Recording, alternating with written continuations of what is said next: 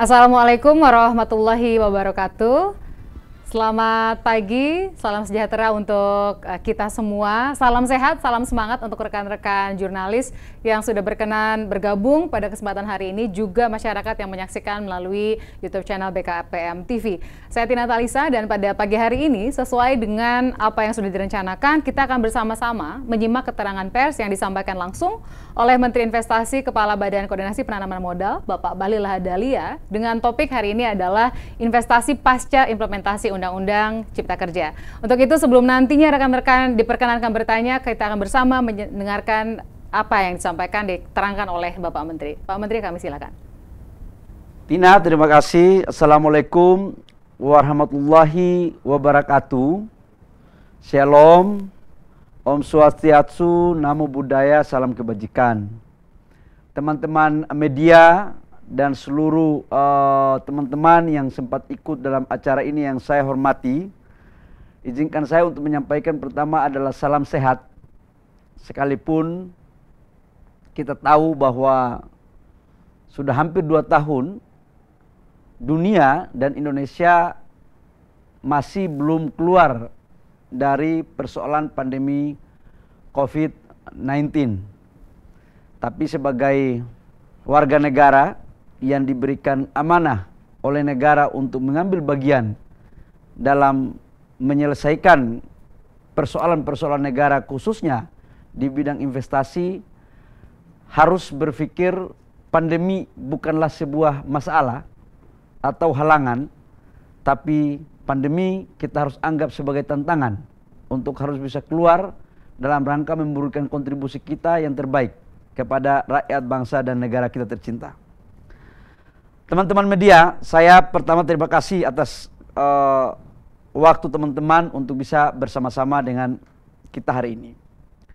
Yang kedua, izinkan saya untuk memaparkan terkait dengan tema hari ini, yaitu investasi pasca Undang-Undang Cipta Kerja. Saya berangkat dari cara berpikir tentang visi besar Bapak Presiden.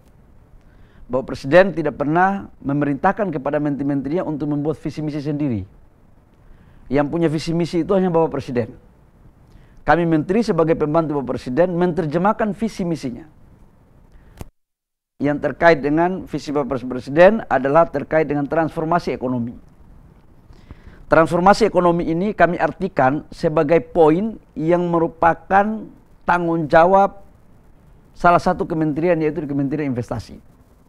Karena kalau kita bicara tentang transformasi ekonomi, itu kita bicara tentang hilirisasi, industrialisasi, penciptaan nilai tambah, dan bagaimana menciptakan tenaga kerja yang berkualitas, yang sekaligus untuk kemudian melahirkan produk-produk substitusi impor ataupun produk berbasis ekspor tapi mempunyai nilai tambah yang kuat. Izinkan saya untuk menyampaikan beberapa highlight sedikit. Teman-teman, di negara Amerika Selatan itu beberapa negara mempunyai ciri yang hampir sama dengan Indonesia. Mereka mempunyai sumber daya alam yang luar biasa sekali. Di antaranya Brazil, Argentina, Venezuela, dan bahkan Bolivia. Tetapi apa yang terjadi?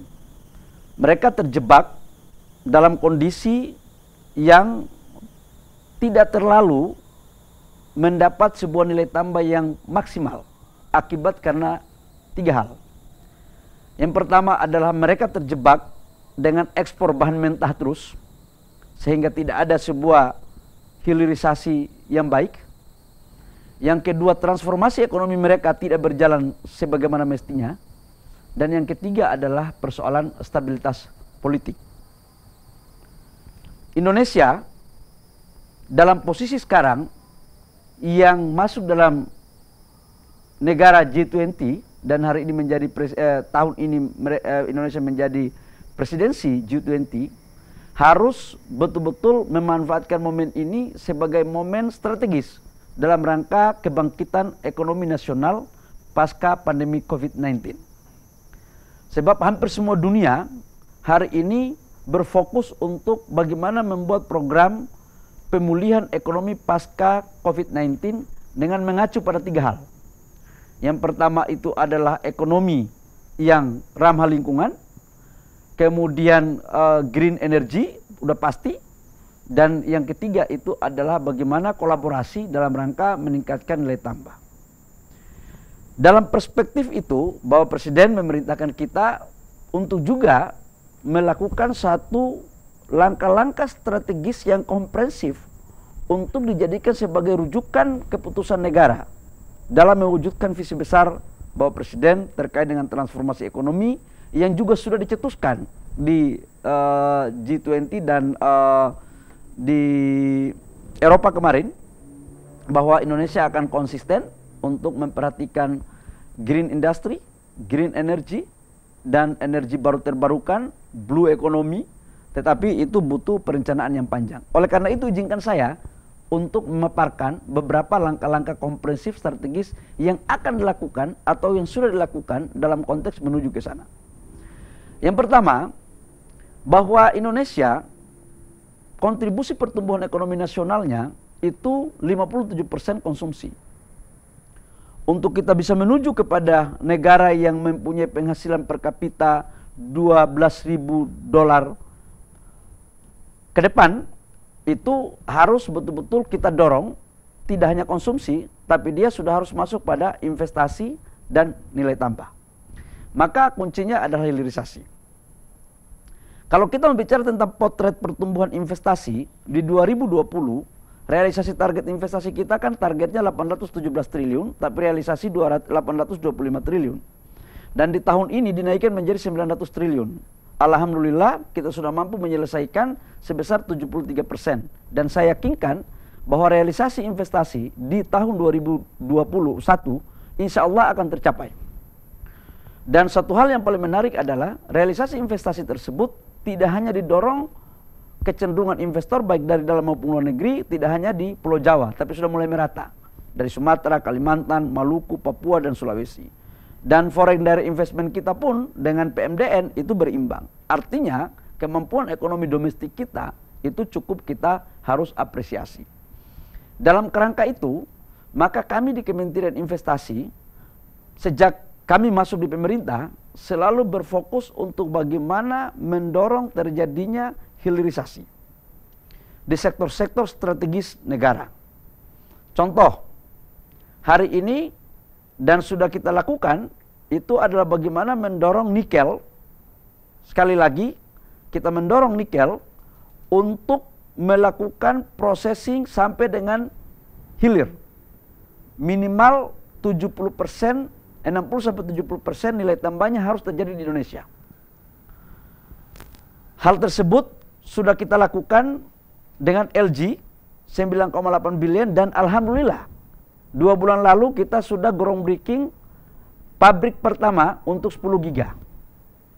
Itu dilakukan pasca Undang-Undang Cipta Kerja.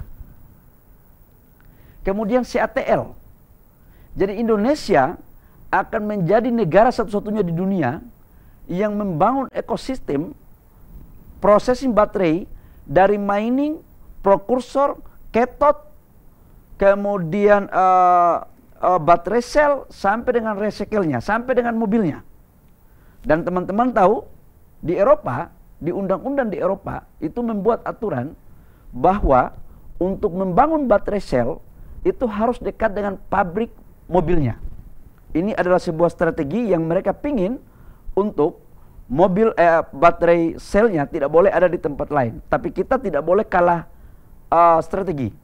Kita juga mengatakan, oke, di sana, tapi sebagian pabrik kalian harus juga bangun di Indonesia. Yang kedua, teman-teman, kami tidak pernah mendorong investasi hilirisasi itu hanya untuk dikuasai oleh satu negara.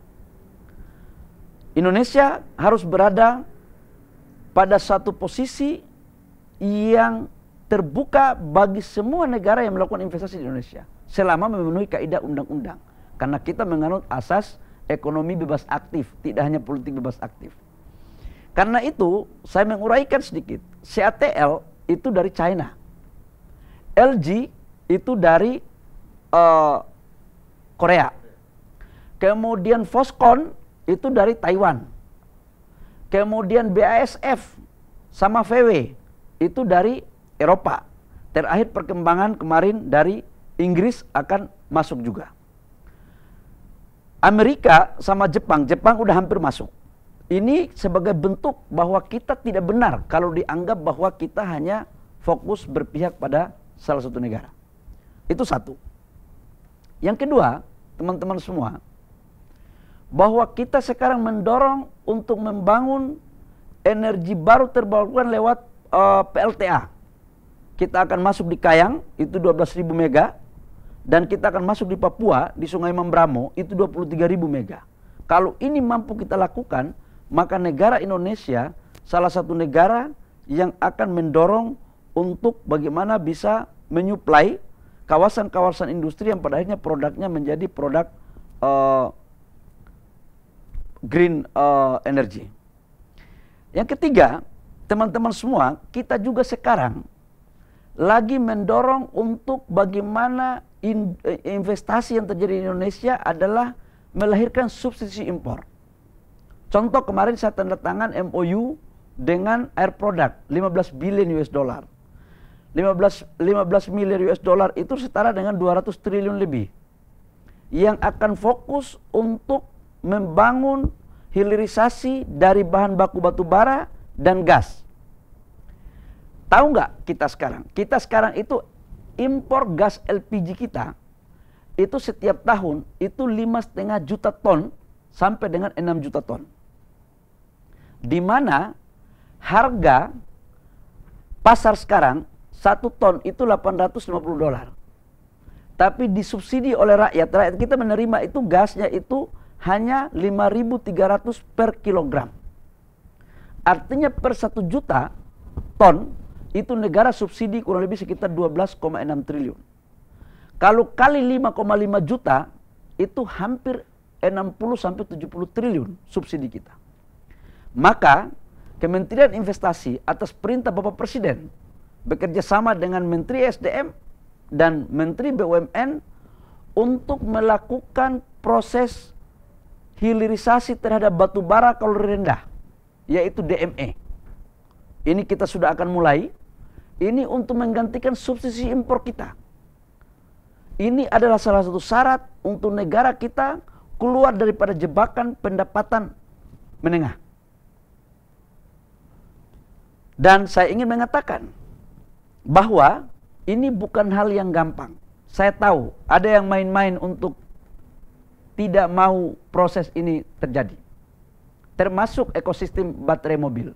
Mereka pingin Indonesia hanya kita mau ekspor barang-barang mentah. Vietnam itu sudah mulai berbicara tentang mobil listrik. Di Indonesia sekarang, saya sendiri kemarin sudah ke Eropa, ke Jerman, itu berencana untuk mengakuisisi secara bisnis to bisnis, yang penting visible, termasuk dengan mobil. Jadi kita pemainnya jangan hanya baterai, tapi kita juga pemain mobil. Dan termasuk DME. Kepada siapa saja, baik itu kepada oknum pengusaha, ataupun oknum pejabat, ataupun oknum yang ada di BUMN, yang tidak setuju dengan pikiran besar tentang transformasi ekonomi ini, saya harap untuk minggir. Karena negara Indonesia harus maju. Kita sudah cukup negara kita ini dipermainkan seperti ini. Sudah cukup. Kita harus bangkit bersama-sama teman-teman. Dan saya tahu itu, menyangkut DME ada yang coba-coba untuk menghalangi. Kami tidak pernah segan-segan untuk tetap akan maju terus. Dan pasti akan berhadapan dengan Kementerian Investasi. Ini sebagai bentuk energi bagi bangsa dan negara. Jadi kalau kita mau bicara tentang merah putih ya sekarang. Karena kebetulan saya nggak punya warna-warna lain. Warna saya merah putih jelas. Gitu, untuk kepentingan rakyat, bangsa dan negara. Teman-teman semua, saya juga menyampaikan bahwa dalam konteks implementasi daripada sebuah investasi tersebut, Bapak Presiden selalu memerintahkan kepada kami untuk memperhatikan agar kolaborasi harus tetap terjadi. Kolaborasi antara investor asing dengan BUMN, antara BUMN investor asing dengan pengusaha nasional, dan juga ada pengusaha nasional di daerah dan UMKM.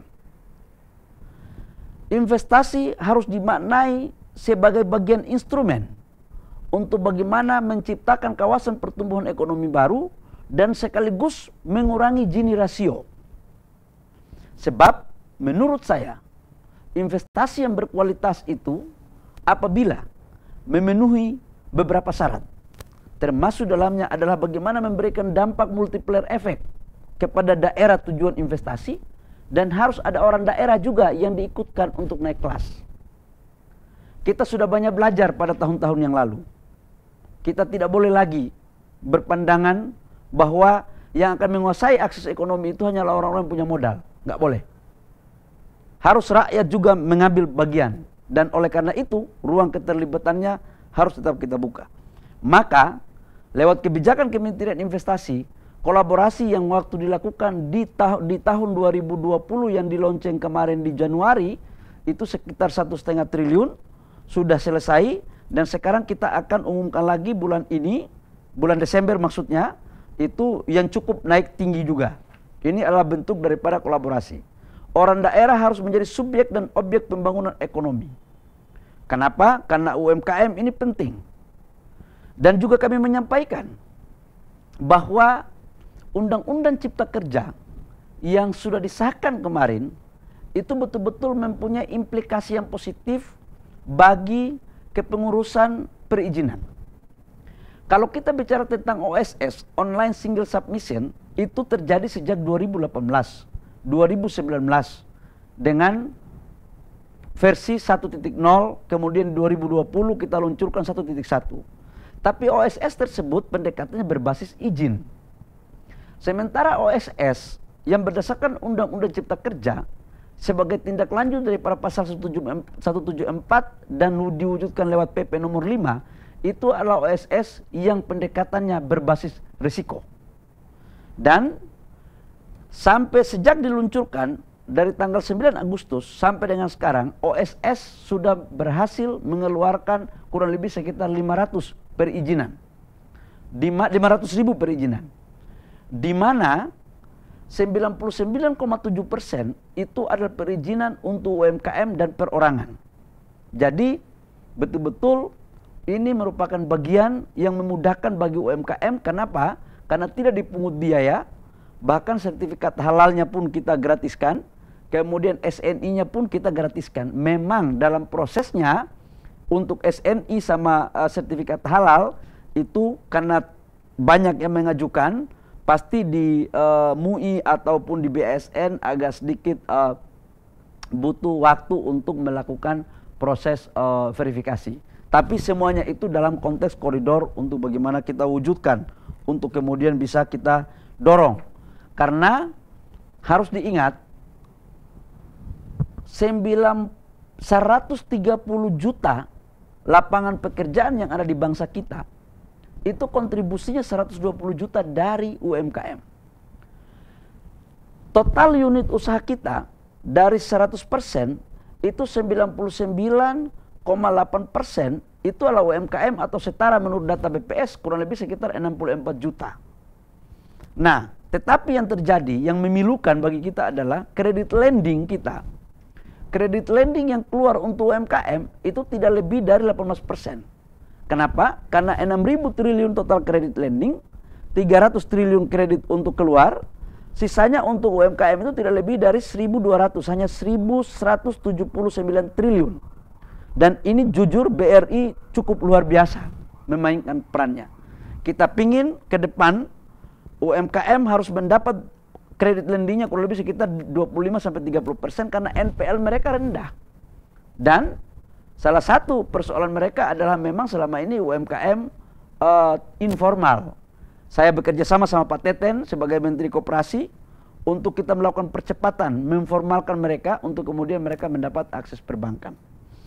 Tahun depan teman-teman kami dikasih target 1.200 triliun rupiah sebagai syarat untuk sebagai salah satu syarat untuk pertumbuhan ekonomi nasional kita tumbuh di atas 5%. Insyaallah angka 1.200 triliun menurut kami adalah angka yang luar biasa.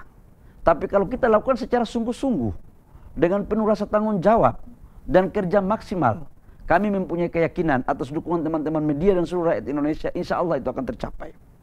Tetapi syaratnya adalah satu, pandemi COVID-19 kita harus mampu mengendalikan. Terakhir, terkait dengan keputusan Mahkamah Konstitusi dalam konteks Undang-Undang Cipta Kerja. Kami melewat kesempatan berbahagia ini, izinkan saya untuk menyampaikan, melakukan penegasan kembali apa yang disampaikan oleh Bapak Presiden Republik Indonesia, Bapak Joko Widodo, bahwa kami menghargai keputusan Mahkamah Konstitusi tersebut. Yang kedua, dalam proses implementasi dalam mengurus investasi, tidak ada satu hal pun yang menjadi kendala. Sebab tidak ada satu pasal atau aturan yang sudah disahkan turunannya yang dibatalkan. Semuanya jalan, termasuk OSS, termasuk insentif fiskal. Jadi nggak ada yang di pending, semuanya jalan. Dan yang ketiga, sudah barang tentu kami akan selalu membuka diri untuk menerima pertanyaan ataupun hal-hal lain yang terkait dengan kemudahan berusaha, kecepatan berusaha dalam konteks kewenangan yang ada pada Kementerian Investasi. Yang terakhir, yang keempat adalah jangan perlu ragu untuk bagaimana kita membangun investasi di Indonesia. Saya yakin insya Allah ke depan Indonesia akan menjadi salah satu negara yang ekonominya maju kalau kita stabilitas politik kita juga bagus. Kita ini gampang dipecah belah oleh orang lain. Ekonomi kita ini harus kita jaga agar pemulihan pasca pandemi COVID-19 ini Indonesia bisa menjadi salah satu negara yang berhasil menata negaranya untuk kemajuan rakyatnya. Saya pikir itu beberapa hal yang saya sampaikan secara gamblang pada hari ini. Kalau ada pertanyaan, saya persilakan. Terima kasih. Wabillahi taufiq wal hidayah. Wassalamualaikum warahmatullahi wabarakatuh. Dan salam sejahtera untuk kita semua. Terima kasih banyak Pak Menteri Investasi Bapak Bahlil Lahadalia telah memberikan penjelasan yang komprehensif kepada rekan-rekan media. Selanjutnya kita akan berikan kesempatan, ada 3 orang yang sudah siap bertanya. Pertama ada Mbak Trian dari Investor Daily. Silakan Trian untuk menyampaikan pertanyaannya, singkat, dan biasanya Trian nggak pernah satu pertanyaannya. Silakan Trian. Selamat pagi Pak Bahlil. Pagi Trian. Pak, izin untuk bertanya terkait dengan hasil putusan MK ini. Sebenarnya kan kalau untuk dampak ke realisasi di kuartal 4 sendiri kan itu tidak akan mempengaruhi ya Pak, karena kan memang realisasi itu sudah berjalan bagus di sampai kuartal 3 dan sisanya tinggal 219 triliun. Nah, kemudian gimana caranya untuk BKPM sendiri untuk di 2021 Pak? Karena kan kalau untuk dilihat ini putusan MK ini cukup mengganggu dari sisi FDI, PMA dan PMDN Pak. Nah, sejauh ini apakah memang ada strategi khusus dari BKPM untuk mengejar target 1.200 triliun itu? Kemudian apakah BKPM sendiri sudah mengadakan pembicaraan dengan para investor PMA maupun PMDN terkait dengan adanya putusan MK ini? Karena kan bisa berpotensi untuk mengganggu minat investor atau lebih wait and see dengan putusan MK bahwa 2 tahun harus selesai. Kemudian satu lagi Pak, terkait dengan apa sih Pak sebenarnya respon dari para investor sendiri Pak terkait dengan putusan ini Pak? Terima kasih. Trian, terima kasih pertanyaan yang sangat cerdas.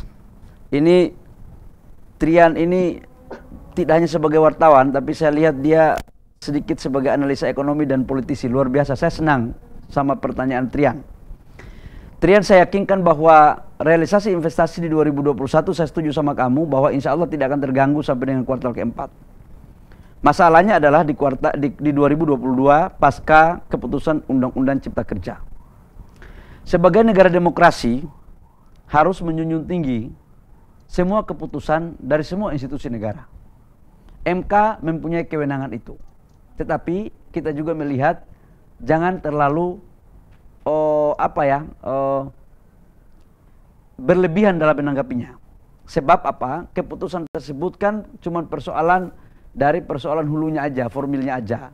Dan dikasih waktu 2 tahun, insya Allah kami akan menyelesaikan, pemerintah akan menyelesaikan secepatnya, Trian. Kemarin kami sudah dapat sama Bapak Presiden sudah memberikan arahan agar penyelesaiannya bisa cepat. Ya mungkin di awal-awal tahun depan sudah bisa kita ngebut untuk selesai. Bisa doakan ya Trian. Yang kedua, apa sih dampaknya? Kan pasti ada. Saya setuju sama Trian, dampaknya pasti ada. Namun, dampak itu bisa dikelola kalau dilakukan secara komunikasi yang baik. Apa sih langkah-langkah yang dilakukan oleh Kementerian Investasi? Untuk foreign direct investment, kita mempunyai kantor perwakilan di beberapa negara, Trian. Dan kami sudah menyampaikan bahwa Undang-Undang Cipta Kerja yang sudah berlaku, tidak ada satu pasal pun yang dianulir. Termasuk aturan perundang-undangan, termasuk PP-nya. PP-nya sudah ada 46 ya. 47 PP yang sudah disahkan. Perpres, 4 perpres. Dan permen-permen yang lainnya sudah. 22 permen. Jadi relatif clear. Nggak ada lagi memang permen-permen tambahan terkait dengan persoalan investasi, nggak ada lagi. Nggak ada lagi permen tambahan dan nggak ada lagi PP tambahan. Jadi semua udah paten, Trian. Nah, tinggal bagaimana kita memberikan jaminan itu kepada teman-teman dunia usaha. Itulah pekerjaan kami. Strateginya adalah kami hampir tiap hari sampai malam kami melakukan komunikasi yang baik dengan 1.000 pengusaha, 1.000 perusahaan yang besar. Kami melakukan komunikasi by langsung, ya. Kita telepon langsung, kita email langsung. Jadi memang kita mitigasi agar dampaknya tidak terlalu melebar. Tapi dari hasil komunikasi kami, ternyata mereka juga sangat memahami kondisi bangsa kita, dan mereka percaya leadership dan kepemimpinan Bapak Presiden dalam menyelesaikan masalah bangsa. Teman-teman investor percaya kami ini hanya menjalankan apa yang diarahkan oleh Bapak Presiden. Dan teman-teman pengusaha baik itu di Uni Emirat Arab, di China, di Korea, maupun di hampir semua negara yang kami coba komunikasi lewat kantor-kantor perwakilan kami, mereka dapat memahami. Dan insya Allah target kita 1.200 triliun di tahun 2022 tetap akan menjadi satu hal yang harus kita perjuangkan selama kita mampu menyelesaikan pandemi COVID. Begitu, Trian. Terima kasih atas gizi yang positif di pagi hari ini. Pak Menteri, selanjutnya ada Mbak Alma dari TVRI World. Silahkan pertanyaannya.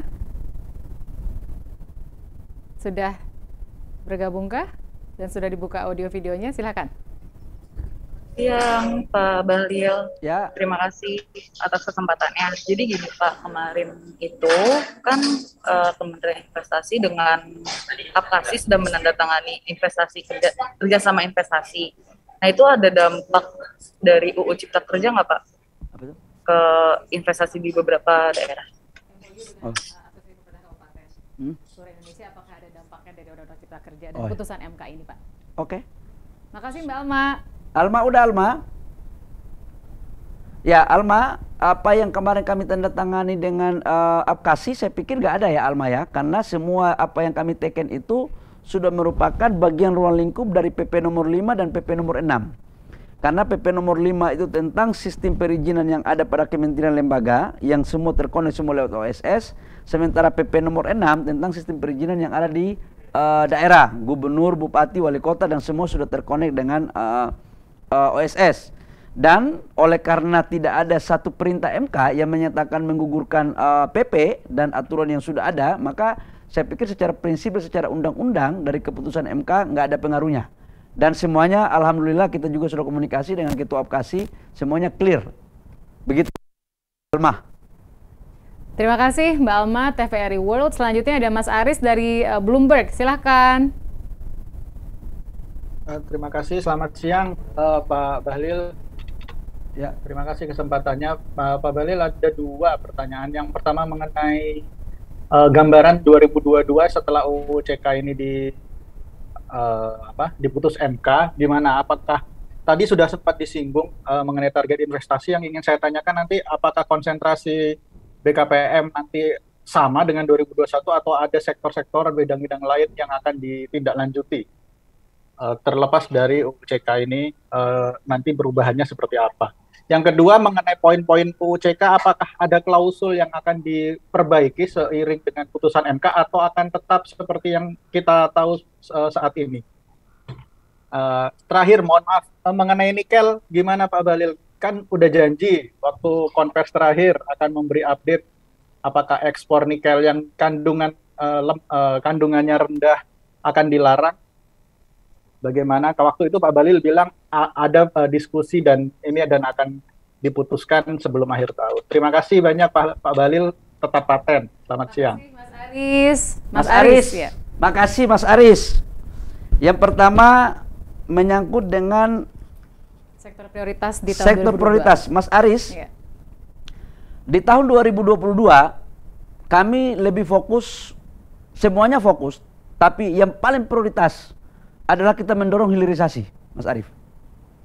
Karena bagi saya tidak akan mungkin kita bergeser kontribusi pertumbuhan ekonomi dari konsumsi 57% ke investasi kalau tidak kita bangun hilirisasi yang baik. Maka kuncinya adalah hilirisasi dengan pendekatan green energy dan green industry. Ini akan menjadi fokus. Dan saya tidak ingin ada yang menghalangi ini. Sekali lagi saya katakan, contoh DME. Ini DME ini investasinya besar untuk subsidi impor, mengurangi subsidi kita. Jadi kalau ada orang yang coba-coba, siapapun yang menghalangi ini, karena ini sangat transparan sekali, maka kami dari Kementerian Investasi tidak main-main. Karena ini adalah arahan kebijakan daripada visi besar Bapak Presiden tentang transformasi ekonomi. Jadi itu satu. Yang kedua, menyangkut dengan Undang-Undang Cipta Kerja. Mas Aris, kami akui bahwa ada beberapa keputusan detail dari Mahkamah Konstitusi tentang poin-poin mana aja, tapi pada prinsipnya itu masih dalam kajian kami. Kami akan menyampaikan nanti Mas Aris nanti setelah dari tim hukum kita mengkajinya. Yang ketiga, menyangkut dengan nikel. Nikel, untuk ore nikel tidak ada lagi yang kita ekspor mentah. Baik itu low kalori, limonite maupun saprolite, nggak ada. Semuanya harus diolah. Perintah Bapak Presiden tidak hanya itu. Tahun depan mungkin boksit kita larang. Habis itu kita larang lagi timah. Jadi kami akan fokus 2022 adalah hilirisasi. Dan menciptakan nilai tambah ekosistem. Jadi baterai mobil itu tidak hanya baterainya, mobilnya pun kita akan dorong. Kalau memang kita belum bisa bangun pabrik mobil sendiri, ya kita harus instrumennya instrumen bisnis to bisnis, bisa mengambil perusahaan lain yang sudah existing, sudah jalan, itu bisa berkolaborasi. Tetapi dengan perhitungan yang betul-betul ekonomis, lewat mekanisme yang baik dan benar. Jangan ada yang mau potong-potong, nggak benar. Negara Indonesia ini harus betul-betul dibuat dalam rangka bagaimana menciptakan nilai tambah dan bisa mewujudkan kesejahteraan rakyatnya. Itu yang paling penting, Mas Aris. Jadi saya akan fokus di persoalan hilirisasi. Bukan saya ya, kami atas arahan Bapak Presiden. Bapak Presiden kan sudah tugas menteri itu pembantu. Jadi jangan buat gerakan tambahan. Jadi apa yang Presiden perintahkan itu yang dijalankan. Dengan langkah-langkah strategis komprehensif dengan strategi yang terukur. Dalam rangka mewujudkan visi besar Bapak Presiden. Demikian Mas. Terima kasih banyak. Pak Menteri, ada Mas Yusuf dari Kontan yang sama seperti Mbak Trian langganan bertanya juga. Siap Pak. Mas Yusuf, Mas Arif. Sekali lagi ya, nggak ada ekspor Mas, mohon maaf. Jadi ekspor nikel close Mas, nggak ada. Biar kalori rendah, nggak ada. Semuanya akan diolah dalam negeri.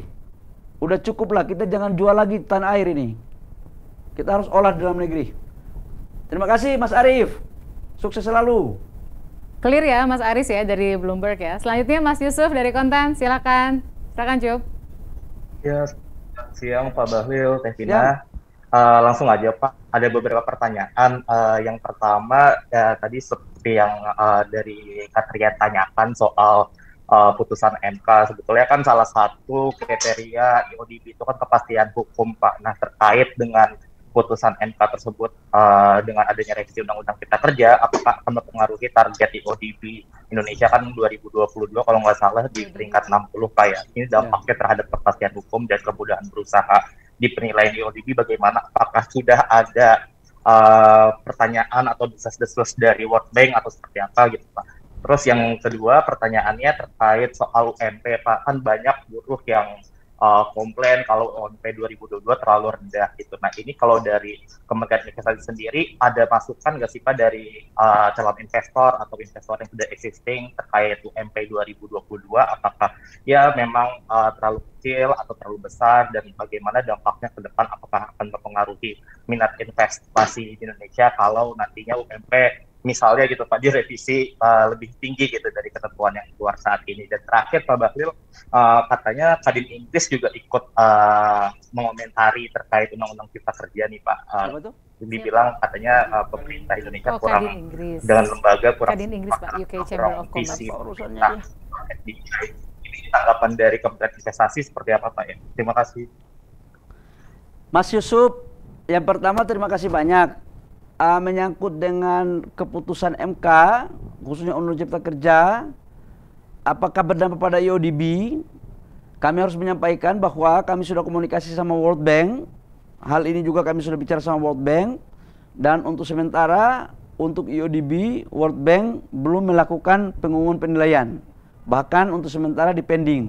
Karena kemarin ada satu dan lain hal terjadi di sana itu. Saya pikir Mas Yusuf udah ngerti itu. Jadi kita pikir barang ini udah benar samina wa ta'na, ternyata semua negara punya cara masing-masing Pak Yusuf. Jadi jangan kita merasa bahwa di sana udah bersih-bersih banget juga. Nggak juga Cup. Itu buktinya ada gerakan tambahan pencak silat di sana itu. Ya saya mohon maaf tidak bisa menjelaskan secara terang benderang. Tapi Pak Yusuf pasti mengerti.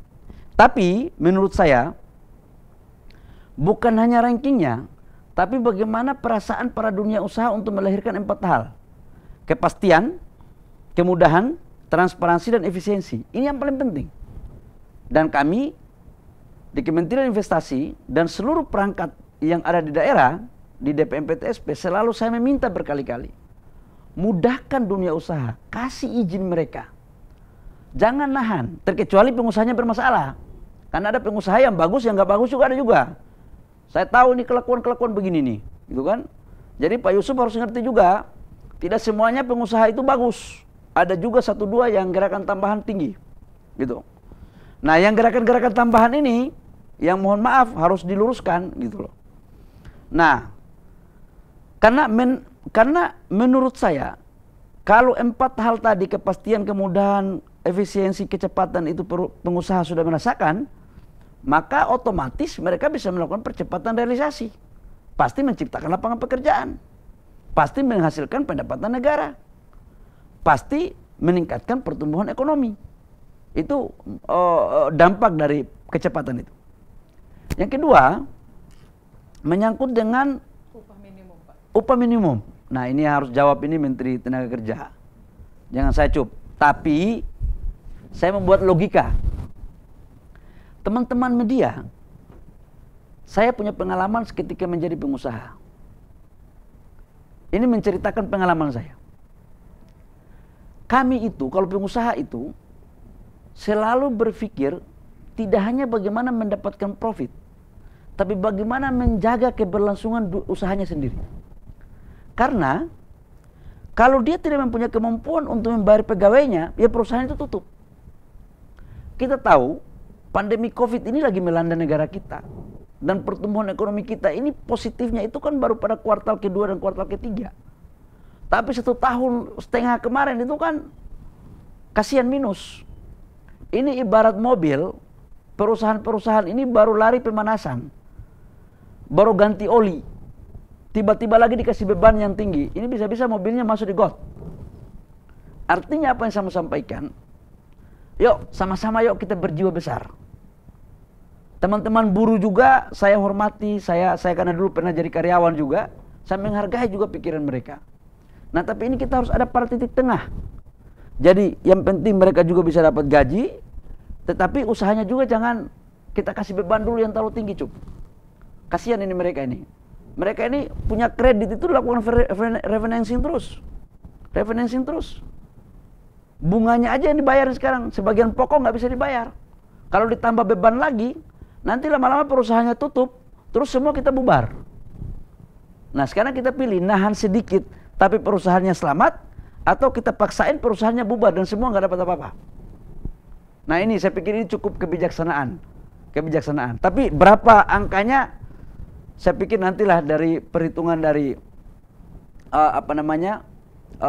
Kementerian Tenaga Kerja dan institusi lain yang punya kewenangan menghitung besarnya upah itu. Apalagi Tina? Komentar dari UK Chamber of Commerce, Pak. Kadin Inggris, Pak. Begini, Cup. Aku itu paling nggak suka kalau institusi-institusi lain mau campur-campur regulasi kita. Apa urusannya? Ya, kalau dia mau kasih masukan aja. Jangan, nggak boleh ada negara lain mengatur Indonesia, termasuk asosiasi-asosiasinya. Itu. Jadi aku nggak mau pusing lah dengan dia. Apa urusan? Kalau dia aja gitu. Cukup dia kasih masukan.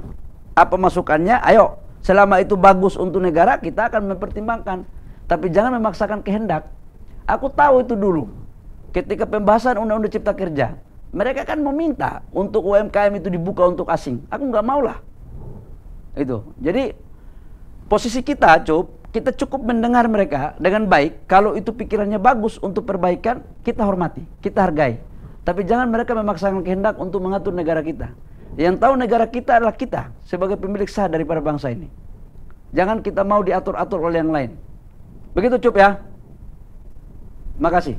Terima kasih Pak Menteri. Masih ada Mas Despian dari Media Indonesia, Pak Menteri. Ini memang kesempatan yang baik buat rekan-rekan bertanya. Silakan Mas Despian. Ya, selamat siang Pak Bahlil, Ya. Mbak Tina. Pak, saya mau tanya soal OSS nih Pak.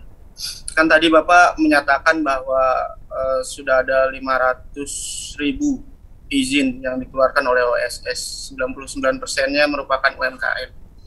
Tapi nyatanya 2 minggu yang lalu ketika Wakil Presiden berkunjung ke Sulawesi Utara, banyak UMKM yang menyatakan bahwa mereka masih kesulitan untuk penerbitan izin usaha atau NIB ini Pak. Khususnya terkait dengan sertifikasi halal, izin edar, dan izin dari BPOM. Nah, bagaimana caranya agar perizinan ini satu pintu melalui OSS saja gitu Pak, agar untuk memudahkan UMKM ke depannya? Apakah akan dari sertifikat halal dan segala macamnya itu bisa dijadikan satu ke depannya atau bagaimana Pak? Agar tidak terjadi lagi keluhan-keluhan seperti ini. Terima kasih. Siapa namanya? Mas Despian. Mas Despian, makasih ya Mas ya. Ini pertanyaan yang bagus dan saya juga berterima kasih karena ini kesempatan saya menjelaskan. Mas Despian, yang kami siapkan itu adalah aplikasinya, OSS-nya. Tadi kan yang dikomplain oleh UMKM itu adalah sertifikat halal, kemudian IRT Pak dari BPOM.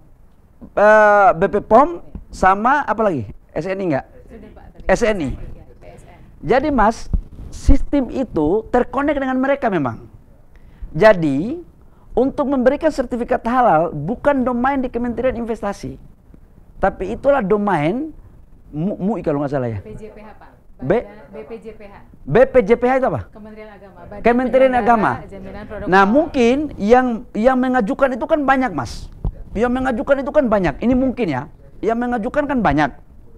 Pada saat pengajuannya banyak, pasti akan dikeluarkan bertahap. Begitu dikeluarkan bertahap, baru keluar itu di OSS-nya. Jadi domain untuk memverifikasi dan melegalkan itu bukan di Kementerian Investasi. Nah, begitu sudah oke mereka, baru mereka kirim ke kita. Baru itu bisa di-print.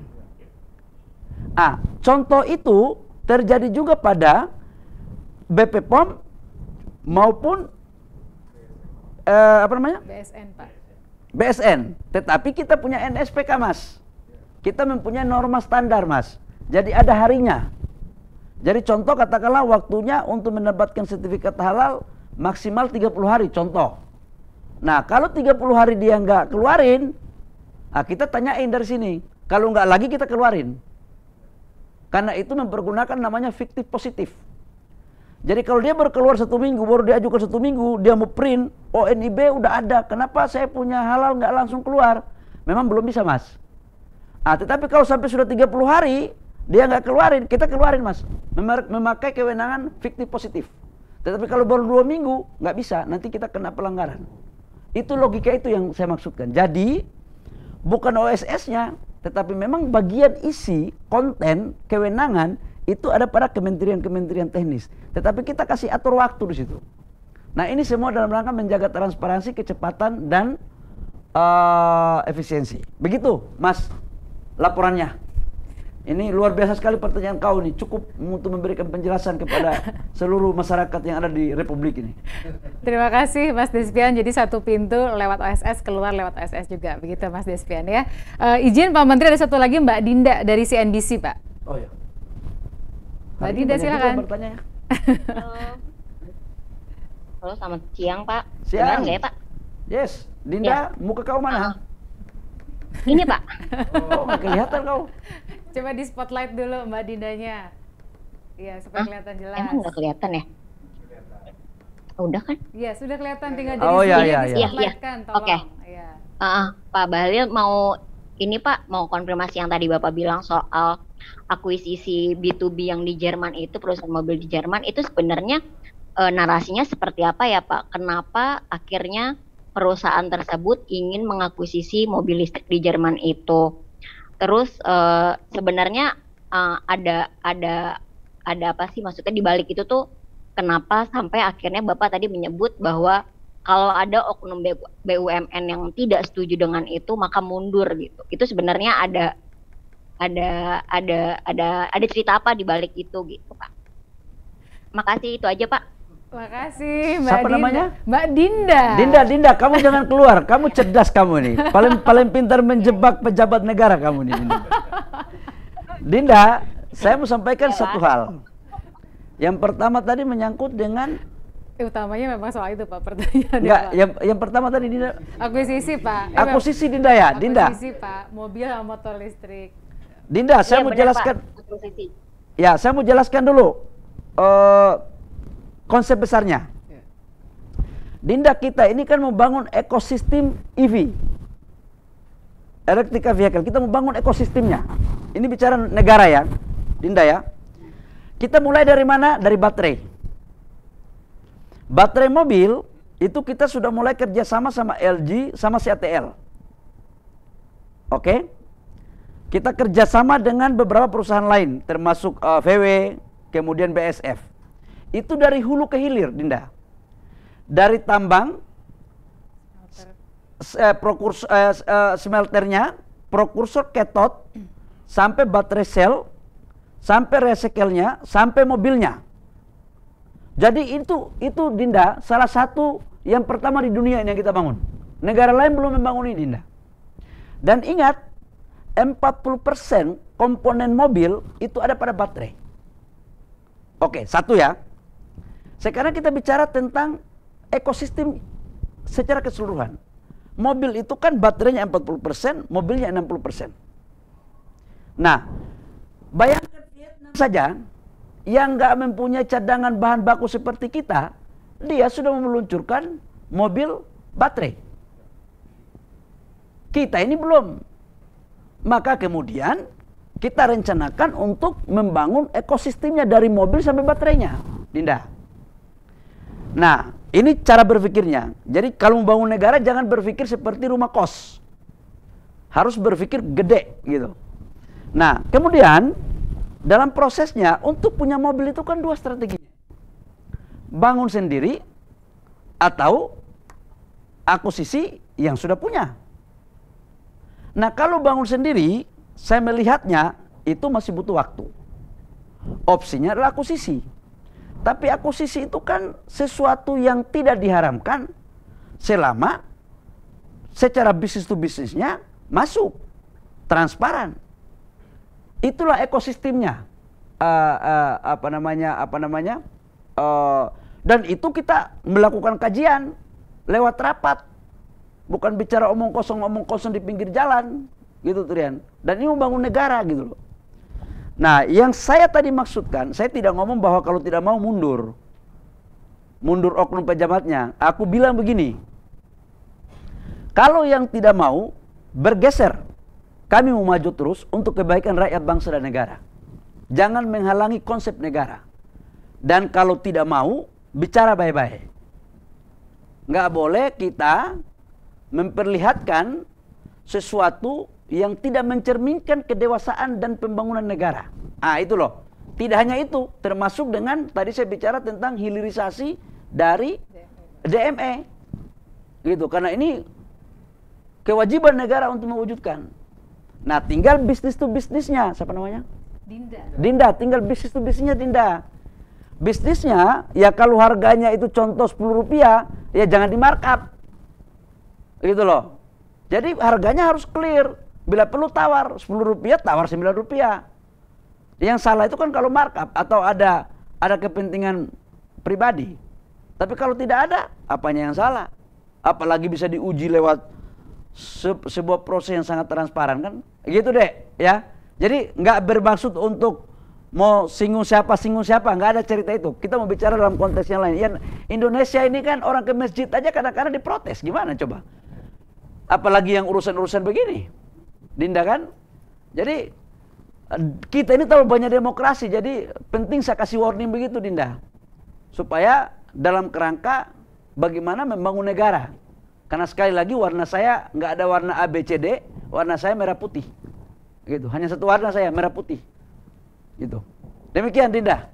Baik, terima kasih banyak rekan-rekan. Ada 6 orang yang bertanya. Ini salah satu press conference dengan penanya yang kita layani dan memang Pak Menteri berkenan menjawab. Pak Menteri, terakhir sebagai penutup bagi rekan-rekan media dan juga masyarakat yang menyaksikan, silakan Pak Menteri.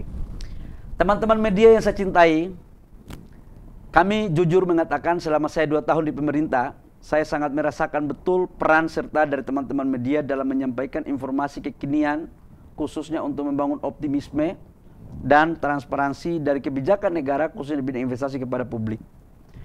Kenaikan investasi yang terus-menerus naik ini adalah sebuah bukti konkret kerjasama media sama Kementerian Investasi. Karena kami ini boleh bekerja sekuat apapun, tapi kalau kami ngomong A, media ngomong B, sudah selesai, wayang unal maun. Tetapi dengan target kita 1.200 triliun ke depan, saya mohon bantuan dari teman-teman media. Di negara lain, untuk memajukan negaranya, kalau informasinya 90% positif, medianya bikin 100% supaya tambah positif. Untuk mempengaruhi opini publik dunia. Agar orang mau investasi di negaranya. Contoh itu saya pingin untuk juga terjadi di Indonesia. Saya tidak bermaksud mengatakan bahwa Indonesia tidak seperti itu. Sekarang udah baik. Tapi saya minta ke depan ke arah yang lebih baik. Ketikan 2 kata kalian atau coretan dari selembar kertas teman-teman media akan menentukan citra yang positif bagi rakyat, bangsa dan negara yang kita cintai bersama-sama. Terima kasih. Kurang lebihnya mohon maaf. Wabillahi taufiq wal hidayah. Wassalamualaikum warahmatullahi wabarakatuh teman-teman media. Shalom. Om Santi Santi Om. Namo Buddhaya. Salam kebajikan. Terima kasih banyak Pak Menteri dan juga rekan-rekan media yang sudah berkenan bergabung hari ini atas kerjasama bukan hanya hari ini tapi juga selama ini yang terbangun, karena dalam kondisi ada battle of perception atau pertarungan persepsi, maka peran rekan-rekan media sangatlah penting dan utama. Kita tutup perjumpaan hari ini, kita akan ketemu dalam konferensi pers berikutnya. Saya Tina Talisa mengingatkan untuk terus jaga protokol kesehatan, kita jaga kesehatan dan jaga semangat. Selamat siang. Wassalamualaikum warahmatullahi wabarakatuh.